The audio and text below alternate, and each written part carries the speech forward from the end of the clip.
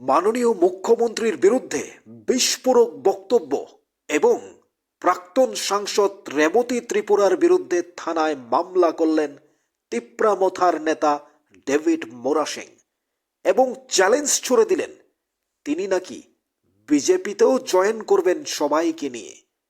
কিন্তু কেন মাননীয় মুখ্যমন্ত্রীকে তিনি মিথ্যেবাদী বলছেন এবং প্রাক্তন সাংসদ রেবতী ত্রিপুরাকে চ্যালেঞ্জ ছুড়ে দিলেন এবং বিজেপিতে জয়েন করার বার্তাও দিলেন প্রমাণ করতে পারলে? কি বলছেন ডেভিড মোরাসিং? শুনুন এক্সক্লুসিভ বক্তব্য। এডিসি নির্বাচনের আগেই তাহলে রাজ্য রাজনীতি আরো একবার উত্তপ্ত। কয়েকদিন পরে দেখলাম ঠিক আছে এখানে বস্ত্র বিতরণ করে সেরা ত্রিপ্রাসা জনগণদের একটা ভুলভাল বোঝানোর একটা জনসভা হবে। বস্ত্র বিতরণ বলবো না, জনসভা। তো এখানে দেখতে পেলাম বস্ত্র বিতরণ করিয়ে ওইখানে ত্রিপ্রাসা অ্যাকর্ড দেওয়া হবে না বললেন মাননীয় মুখ্যমন্ত্রী। ত্রিপ্রাসাদের বিরুদ্ধে আমি আছি উনি বক্তৃতাতে বললেন। ভালো কথা, ত্রিপ্রাসাদের নিজে ইংলিশে লিখবেন, নিজে ইংলিশে পড়াশোনা করবেন, সব ঠিক আছে, কিন্তু ত্রিপ্রাসারা ওই ইংলিশ অক্ষর দিয়ে ইংলিশ মিডিয়ামে পড়লেও ইংলিশ অক্ষর দিয়ে পরীক্ষা দিতে পারবেন না, এটা উনি বললেন। কিছুদিন পরে মাধ্যমিক 12 হবে, দেখবেন ত্রিপ্রাসাদের অবস্থা। এরই মধ্যে রেবতী বাবু অতি উৎসাহে আমাকে গালিগালাজ করতে গিয়ে ওনারা বিভিন্ন অঙ্গভঙ্গি করে প্রায় আমাকে গালিগালাজ করেন, কিন্তু আমি প্রায় 2-3 মাস সহ্য করলাম। কিন্তু এখন সহ্য সীমারেখার বাইরে চলে গেল, লক্ষ্মণ রেখা পার হয়ে গেল। উনি বললেন আমি নাকি দিল্লিতে আন্দোলন করে এসে জনগণের টাকা দিয়ে আমি বাড়িতে এসে একটা নতুন গাড়ি ক্রয় করলাম। কিন্তু আমি জানি এই দিল্লি থেকে আমি আসার পর এই গত 6 মাসে আমি না, আমার মা না, আমার বাবা না, আমার ওয়াইফ না, আমার 14 গোষ্ঠীতেও কেউ নতুন গাড়ি কিনছে না। কিন্তু তাই না কইলেন আমি নতুন গাড়ি কিনছি। তো এটা কোনান থেকে সোর্স পাইলেন, কোনান থেকে উনি এই বক্তব্যটা দিলেন? এটা তো একজন মাননীয় এমপি, প্রাক্তন এমপি হইয়া, এত বড় নেতা হইয়া উনি এটা প্রমাণ করুক। প্রমাণ না করলে আর সারাসারি নাই। আমি তো ওনার বাড়িতে যাবো কিছুদিন পরে। আবার উনি আরো কইলেন আমি নাকি রাবার বাগান কিনছি। রাবার বাগানও আমার 14 গোষ্ঠীতেও কিনছে না এই 6 মাসে। তো এটা উনি প্রমাণ করুক কোরআনে কিনছি। তারপরে উনি কইলেন খুব হাস্যকর ব্যাপার, আমি ভারতবর্ষের বাইরে কোনোদিন বিদেশ ভ্রমণ করছেও না। একদিন খালি ভুটান গেছিলাম, এটা তো পাসপোর্ট লাগে না, এটা ওই 4-5 বছর আগে। উনি কইলেন আমি নাকি বিদেশে ভ্রমণ করছি, আমার তো পাসপোর্টও নেই, আমি কেমনে বিদেশে ভ্রমণ করব? তো এইসব মিথ্যা উনি যে প্রচার করছেন, এটা ভিডিওর মাধ্যমে, সোশ্যাল মিডিয়ার মাধ্যমে যে প্রচার হইলো, এটা তো আমার মানহানি হইল। এটা তো আমি সহ্য করতে পারলাম না। এই লেগে আমি ওনার বিপক্ষে এই মানহানি মামলা করতে আজকে বাধ্য হলাম। উনি এটা কোর্টের মধ্যে জবাব দিক যে আমি কোনানে গাড়ি নতুন কিনলাম, কোনানে আমি রাবার বাগান কিনলাম, কোনানে আমি বিদেশ ভ্রমণ করলাম আমি বিনা পাসপোর্টে। এটা উনি প্রমাণ করুক। আর একটা কথা, এফআইআর করলেও ওনাদের বাড়িতে আমি যাব।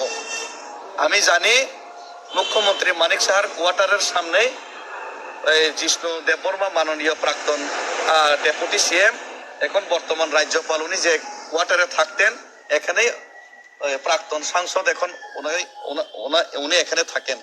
আমি 1 সপ্তাহ বা 10 দিন সময় চাইলাম, ওনাদেরকেও সময় দিলাম, ওনারা ক্লিয়ার করুক, নতুবা আমি ওনাদের বাড়িতে যাইতে বাধ্য হবো যে জিগাইতে। মিডিয়া টিডিয়া লয়ে আমি যাবো। এবং শুধু এটা না, ওনাদেরকে আমি একটা অফার দিলাম, হুমকিও দিচ্ছি না, অফার দিলাম, আমি বিজেপিতে জয়েনিং করে আলাম। উনি যদি প্রমাণ করতে পারেন আমি নতুন গাড়ি কিনছি, দিল্লির থেকে আয়া রাবার বাগান কিনছি, আমি বিদেশে ভ্রমণ করছি, তাহলে আমি বিজেপিতে জয়েনিং করুন, সবাই লই আমি কম, সবাই বিজেপিতে চলো। আরো একটা জিনিস, মুখ্যমন্ত্রী মানিক সাহা মহোদয় ওই এখানে ভাষণ দিলেন, গতকালকেও ভাষণ দিলেন, প্রায় ভাষণ দিলেন। এডিসিতে নাকি উনি এডিসির যে দপ্তরগুলিতে উনি নাকি 6,500 কোটি টাকা উনি পাঠাইলেন গত 25-26 অর্থ বছরে। তো আমরা হতবাক, 6,500 কোটি টাকা এডিসির মধ্যে এত কাজ নাই, পয়সা নাই।